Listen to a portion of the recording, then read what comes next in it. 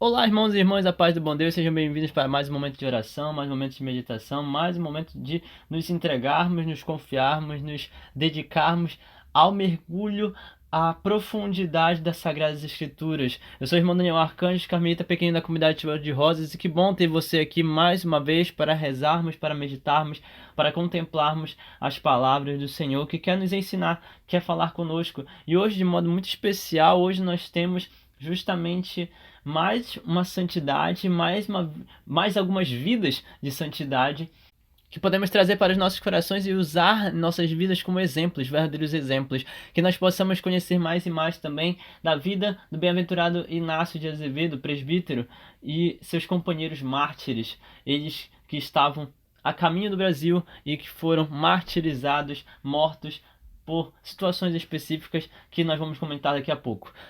Antes de qualquer coisa, que possamos nos confiar à Santíssima Trindade, deixar que o Espírito Santo venha fazer em nós, venha conceder a nós tudo aquilo que precisamos para bem meditarmos as Sagradas Escrituras. Estamos reunidos em nome do Pai, do Filho e do Espírito Santo. Amém.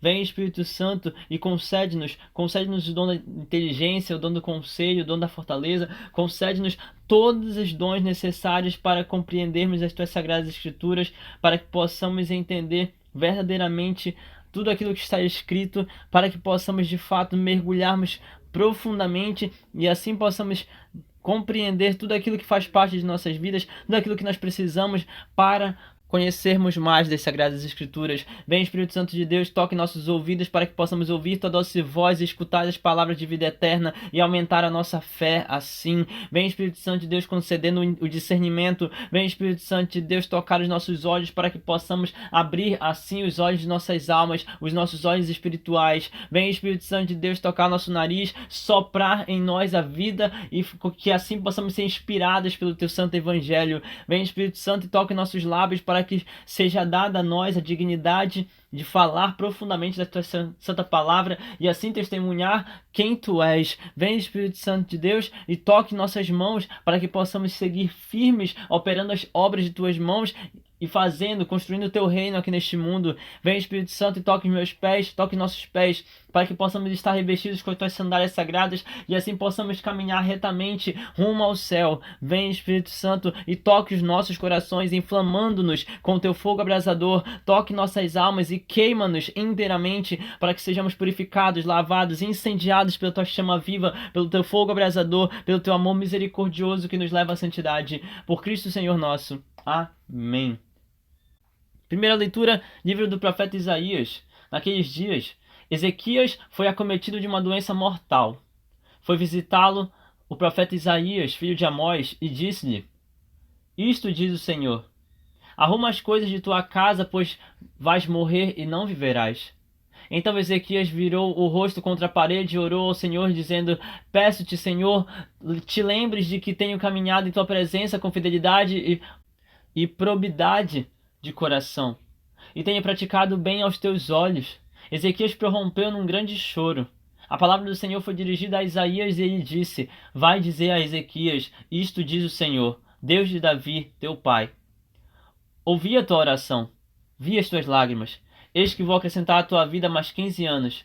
Vou libertar-te das mãos do rei da Assíria, junto com esta cidade, que ponho sob minha proteção. Então Isaías ordenou que fizessem um cataplasma de massa de figos e aplicassem sobre a ferida, que ele ficaria bom. Perguntou Ezequias então: E qual é o sinal de que hei de subir à casa do Senhor? Isaías respondeu: Este é o sinal que terás do Senhor, de que ele cumprirá a promessa que fez. Eis que farei recuar 10 graus a sombra dos graus que já desceu no relógio solar de Acás. De fato, a marca do sol recuou 10 graus dos que ela tinha descido.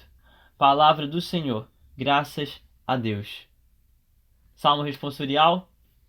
Vós livrastes minha vida do sepulcro, a fim de eu não deixar de existir.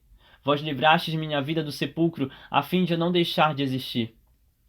Eu dizia: é necessário que eu me vá no apogeu de minha vida e de meus dias. Para a mansão triste dos mortos descerei, sem viver o que me resta dos meus anos. Eu dizia: não verei o Senhor Deus sobre a terra dos viventes nunca mais. Nunca mais verei um homem neste mundo. Minha morada foi à força arrebatada, desarmada como a tenda de um pastor. Qual tecelão eu ia tecendo a minha vida, mas agora foi cortada a sua trama. Ó Senhor, meu coração em vós espera. Por vós há de viver o meu espírito. Curai-me e conservai a minha vida. Curai-me e conservai a minha vida. Vós livrastes minha vida do sepulcro, a fim de eu não deixar de existir. Senhor, esteja conosco, Ele está no meio de nós. Evangelho de Jesus Cristo, segundo São Mateus. Glória a vós, Senhor. Naquele tempo, Jesus passou no meio de uma plantação num dia de sábado. Seus discípulos tinham fome e começaram a apanhar espigas para comer. Vendo isso, os fariseus disseram-lhe: Olha, os teus discípulos estão fazendo o que não é permitido fazer em dia de sábado. E Jesus respondeu-lhes: Nunca lestes o que fez Davi, quando ele e seus companheiros sentiram fome? Como entrou na casa de Deus e todos comeram os pães da oferenda que nem a ele nem aos seus companheiros era permitido comer, mas unicamente aos sacerdotes? Ou nunca lestes na lei que em dia de sábado, no templo, os sacerdotes violam o sábado sem contrair culpa? Ora, eu vos digo, aqui está quem é maior do que o templo. Ora, se tivesses compreendido o que significa quero a misericórdia e não o sacrifício, não teriam condenado os inocentes. De fato, o Filho do Homem é Senhor do sábado. Palavra da salvação. Glória a vós, Senhor. Que as palavras do Santo Evangelho perdoem nossos pecados e nos conduzam para a vida eterna. Amém. Meus irmãos e irmãs, temos aqui a primeira leitura do dia. E nessa primeira leitura o Senhor nos convida a experimentar de algo completamente novo. Lá no Evangelho de Mateus, de modo particular, nós temos Jesus falando, não no Evangelho de hoje, mas Jesus fala no Evangelho de São Mateus, que nós não somos capazes de acrescentar nem um dia, nem uma hora a mais nas nossas próprias vidas. Mas se nós clamarmos ao nosso Deus, se nós clamarmos ao nosso Senhor, se nós clamarmos por misericórdia, se pedirmos ao Senhor que derrame misericórdia e faça em nós aquilo que for de seu agrado, para assim deixar nossas vidas mais longevas, para que assim nossas vidas possam ser mais longas, possamos ter uma vida prolongada. Se nós realmente caminharmos com Deus, formos fiéis e fizermos aquilo que foi da vontade dele, ele vai escutar sim as nossas preces, ele vai ouvi-las, vai prestar atenção e vai acolher em seu coração, fazendo com que ele venha urgentemente nos ajudar. Quando Isaías disse para Ezequias que ele iria morrer, Ezequias ficou muito triste, virou o rosto contra a parede, orou ao Senhor dizendo: Peço-te, Senhor, que te lembres de tudo que eu tenho feito. Eu caminhei ao teu lado, em tua presença, com fidelidade, com probidade de coração. Eu tenho praticado bem aos teus olhos. Eu sei que o Senhor está vendo o que eu estou fazendo. Eu sei que o Senhor está vendo os meus esforços. Eu sei que o Senhor está vendo as minhas dores. Eu sei que o Senhor está vendo o quanto eu sou fiel a ti. Eu sei que o Senhor está vendo o quanto eu confio em ti. Eu sei que o Senhor está vendo tudo o que eu tenho feito para permanecer na tua presença. Por isso eu te peço, Senhor, por favor, não deixe que a morte recaia sobre mim. E assim Ezequias prorrompeu em um grande choro. Ele prorrompeu em choro. E a palavra foi dirigida pelo Senhor a Isaías, que disse: Eu ouvi a tua oração. Olha o que o Senhor fala para nós hoje. Eu não sei pelo que você está passando, meu irmão, minha irmã, mas talvez, e só um talvez, você esteja com medo do futuro. Talvez, e só um talvez, você esteja com medo de morrer. Talvez você esteja tentando fazer de tudo para prolongar a tua própria vida, mas quem garante que você vai conseguir prolongar os teus dias? E eu digo isso também levando em consideração aquilo que nós temos com os santos, ou melhor, com os bem-aventurados, com essas pessoas especiais do dia de hoje, que são considerados os mártires do Brasil. Bem-aventurado Inácio de Azevedo era um presbítero, um padre, que junto com seus companheiros estavam em um navio vindo de Portugal para o Brasil, para evangelizar no Brasil. No meio do caminho, piratas, ali no período colonial, né, piratas que eram verdadeiramente ligados muito mais à vertente reformada, digamos assim, uma vertente protestante do cristianismo que foi nascendo após o século XVI, após a revolta protestante. E aí, com tudo isso, com o que aconteceu, nós temos então um ataque naquele navio. Inácio de Azevedo morreu atacado pelos piratas junto com seus companheiros, puramente por uma questão de fé. Posteriormente, o navio também foi saqueado, mas puramente uma questão de fé.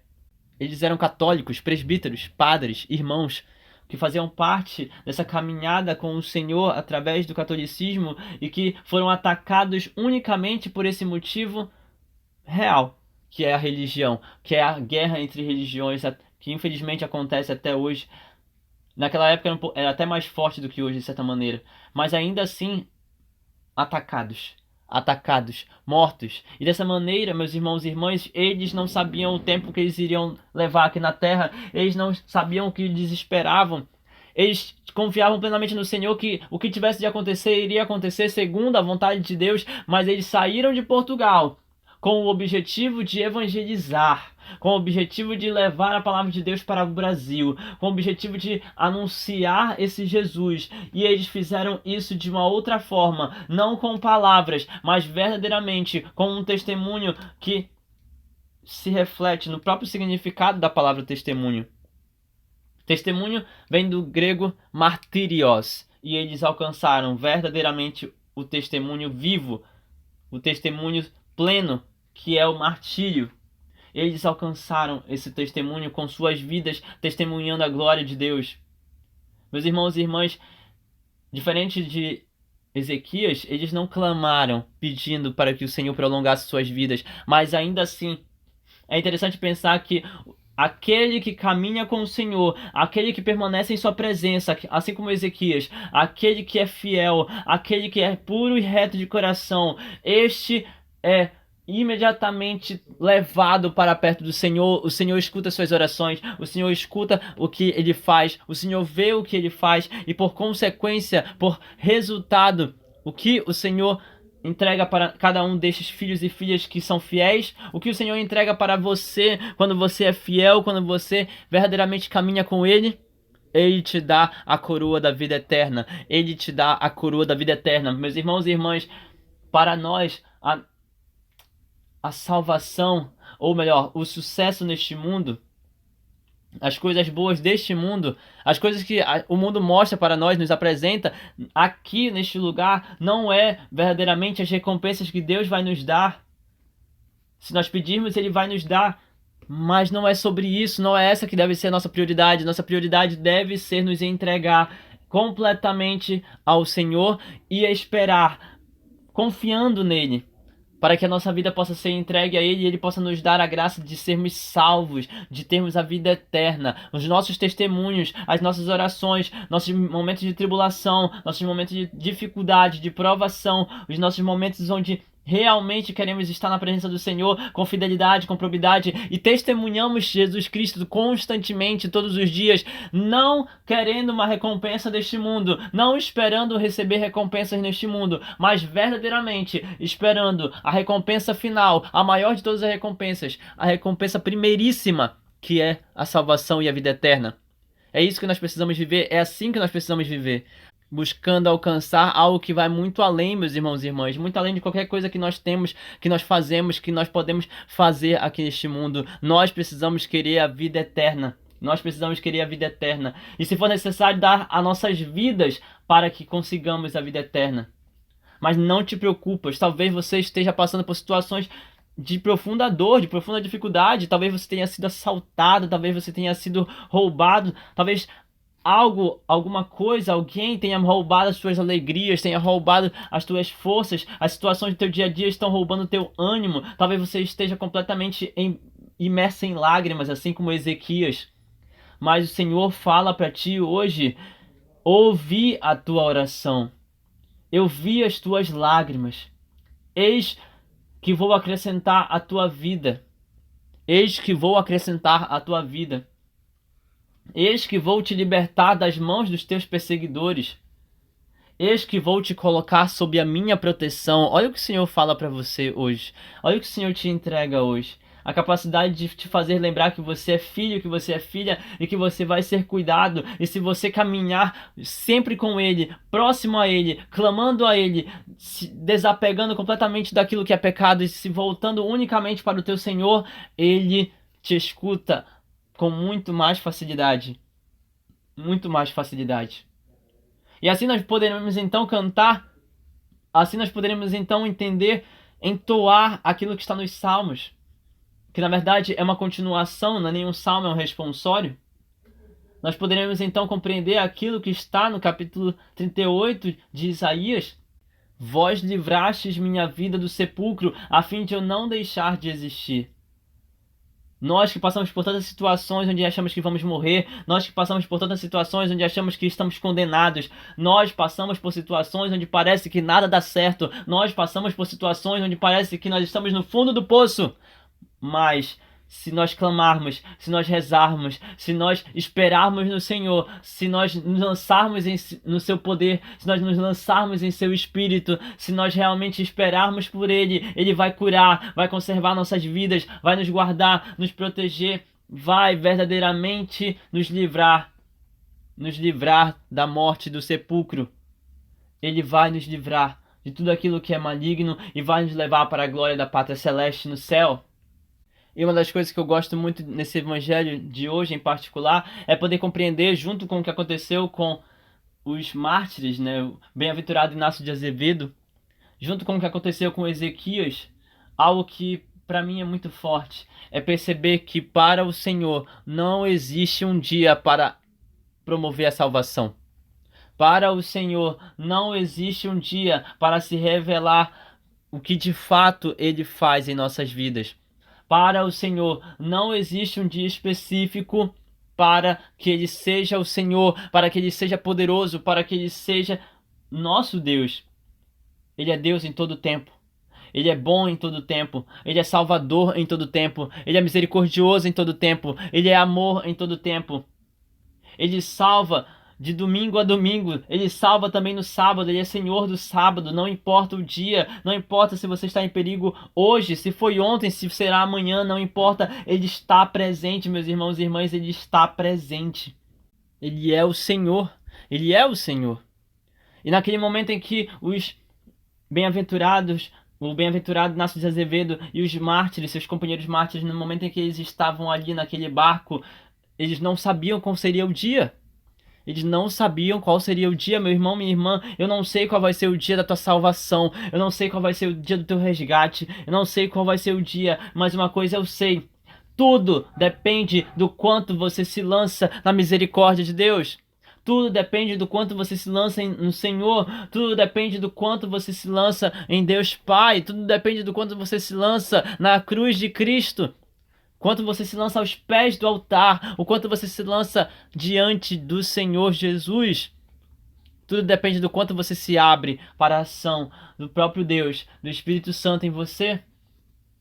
Tudo depende disso. Você precisa estar aberto para que a graça possa descer, adentrar no teu coração, possa vir, possa de fato estar presente. Possa de fato estar presente. Eu quero terminar essa meditação em particular falando sobre algo muito curioso que nós temos justamente no Evangelho. Os fariseus olharam para os discípulos que estavam comendo, estavam colhendo, de certa forma, apanhando comida das espigas de milho em pleno dia de sábado, coisa que se reflete como um pecado para os judeus. E os fariseus disseram: olha, os teus discípulos estão fazendo o que não é permitido em dia de sábado. E Jesus lhes respondeu, versículo 3: nunca lestes o que fez Davi, quando ele e seus companheiros sentiram fome? Como entrou na casa de Deus e todos comeram os pães da oferenda que nem a ele nem aos seus companheiros era permitido comer, mas unicamente os sacerdotes? Quando Jesus fala isso, versículos 3 e 4, quando ele fala isso especificamente, nós precisamos entender o contexto do que está acontecendo com Davi. Davi, ele era muito conhecido. Desde criança, quando jovem também, ele era muito conhecido. E ficou ainda mais conhecido depois que ele foi perseguido durante um período de sua vida na juventude. E ele estava passando por um processo de perseguição até certo ponto, e enquanto ele estava sendo perseguido, ele passou fome junto com alguns de seus companheiros, e ele correu até o templo e pediu pães, pediu alimentos para que pudesse ajudar os seus. E meus irmãos e irmãs, a atitude de Davi nada mais foi do que uma busca completa pela necessidade de se confiar na misericórdia de Deus, porque ele não estava olhando só para ele. Companheiros dele estavam passando fome, ele precisava ajudar de alguma maneira, ele correu para o templo, ele correu para a casa do Senhor, ele pediu pães, ele pediu pães. E Jesus, ele é muito específico quando ele cita justamente esse exemplo, porque ele não estava falando tão somente do dia do sábado, ele estava falando do simples fato de que Davi correu para buscar pães. Ele correu até a casa de Deus em pleno dia de sábado para comer dos pães das oferendas que só eram permitidas para os sacerdotes. Meus irmãos e irmãs, isso é uma forma de dizer que Jesus, o sumo sacerdote pleno e régio, o santo Deus, ele que é o pão vivo descido do céu, ele se doa para além dos sacerdotes, ele se doa para além daqueles que são considerados os maiores, ele se doa para os pequeninos, se lançando completamente, se entregando completamente por cada um de nós. Ele está mostrando através de uma simbologia em Davi que Deus, na sua misericórdia, entrega para os seus filhos e filhas o pão santo de cada dia. O pão santo de cada dia. E encontrar-se com Deus no templo é uma forma muito real, muito profunda de clamar misericórdia, de se confiar inteiramente a Deus, a Ele. Portanto, se você de fato confia no teu Senhor, pense comigo, os apóstolos estavam com fome, os discípulos estavam com fome. Eles queriam comer alguma coisa, eles precisavam comer alguma coisa, e não importa se é sábado, um pai vai deixar os seus filhos sem comida? Jesus é verdadeiramente o Senhor, Jesus é o Messias, Jesus é o pão vivo descido do céu. Se o próprio pão está bem diante deles, está na presença deles, por algum motivo ele vai deixar que os seus filhos fiquem sem comer? Por algum motivo, o próprio pão vivo descido do céu vai permitir que seus discípulos não usufruam daquilo que é dele próprio? Porque pela palavra viva, tudo foi criado. Ou seja, por meio de Jesus Cristo, tudo foi criado. E se tudo foi criado na palavra viva, perfeita e santa, que é Jesus, o Filho unigênito, o Verbo vivo descido do céu, o Verbo vivo de Deus Pai, então, se Ele que é o Verbo Criador, Ele é o dono de tudo, de todos. Obviamente, Ele criou a tudo e a todos, e dessa maneira, Ele pode dar também do alimento que Ele mesmo criou para os seus discípulos. A questão, meus irmãos e irmãs, é que na maioria das vezes o grande problema não está nos discípulos, o grande problema não está nos exemplos que Jesus usou, o grande problema, obviamente, não está em Jesus, o problema está nos fariseus, o problema está naqueles que fecham os corações e não querem acreditar nas palavras do Senhor, não querem seguir aquilo que o Senhor está pedindo. Não à toa, é até curioso que esse evangelho seja usado justamente hoje, porque foi graças a corações endurecidos, corações que não queriam seguir aquilo que Jesus havia estabelecido, que esses corações destruíram, mataram diversos homens religiosos e que hoje esses homens se tornaram mártires. Esses homens são mártires brasileiros. Então me diz, meus irmãos e irmãs, até que ponto vale a pena fechar o coração e não fazer aquilo que o Senhor nos pede? Até que ponto vale a pena fechar os corações e querer se colocar maior do que tudo e maior do que todos? Foi o que os fariseus fizeram e por isso eles questionaram Jesus.